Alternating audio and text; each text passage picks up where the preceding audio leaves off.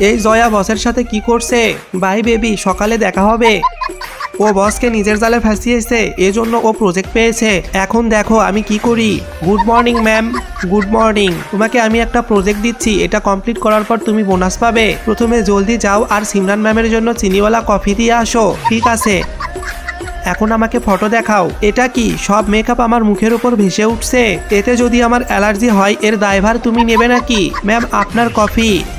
তুমি জানো না আমি চিনিওয়ালা কফি খাই না?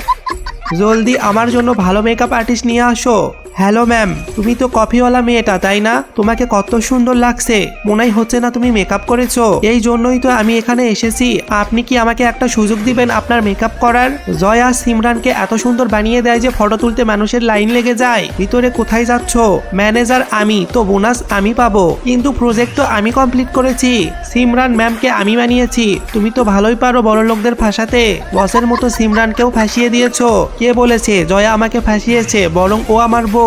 এটা আপনি কি বলছেন?